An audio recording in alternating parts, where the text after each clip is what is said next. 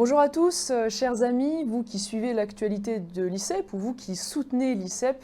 Une petite vidéo à l'occasion de cette fin d'année 2019, une année qui a été riche en succès pour notre école, puisque nous avons accueilli à cette rentrée une nouvelle classe de Bac+4, que nous avons signé un nouveau partenariat avec une école étrangère, à savoir l'USEC au Liban, que nous sommes en train de construire une nouvelle formation internationale pour les étudiants de nationalité étrangère qui souhaitent venir étudier la science politique ou apprendre la langue française, et qui, j'espère d'ailleurs, pourra être mis en place dès cette année. Des succès que je crois indispensables au regard d'un certain nombre de dérives que nous constatons aujourd'hui dans notre système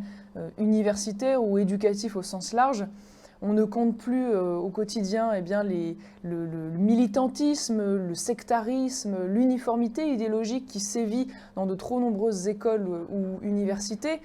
Encore récemment, en septembre, un jeune étudiant en sciences politiques de l'université de Lyon 2 a eu le courage de témoigner publiquement de l'idéologie qui gangrénait l'ensemble de ses cours de licence. On y retrouvait toute l'obsession pour la race et le genre, toutes les théories les plus incroyables venues des campus américains, comme les théories décoloniales, l'indigénisme, l'immigrationnisme, les théories du genre, le néo-féminisme, l'intersectionnalité, bref, tout ce qui aujourd'hui contribue à malheureusement désunir notre peuple, dresser les communautés les unes contre les autres et surtout laver le cerveau de toute une génération au détriment des savoirs, bien sûr, des connaissances et de l'acquisition des compétences. Ça va évidemment beaucoup plus loin, puisque même des établissements comme la Sorbonne ont intégré au sein du conseil d'administration de certaines de leurs unités de formation des profils comme Danielle Obono, dont on sait qu'elle est députée proche des théories indigénistes, députée de la LFI. On voit aussi régulièrement des conférences empêchées,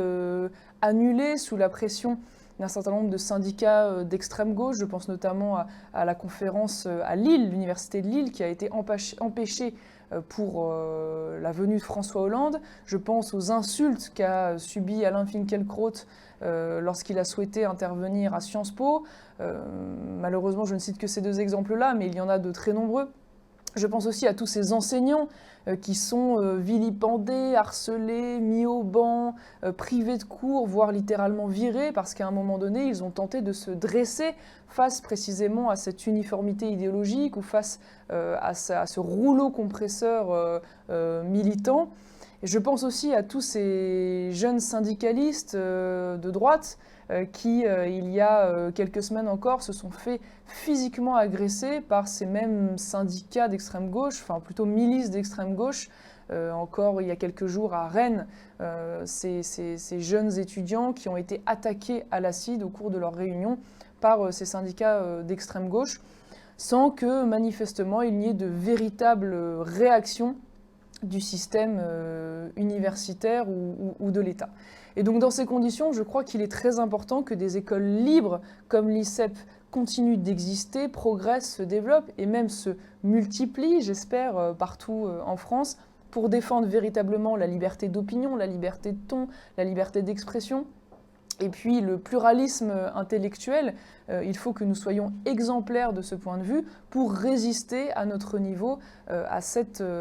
tendance qui à terme mettra bien évidemment à mal même y compris notre démocratie.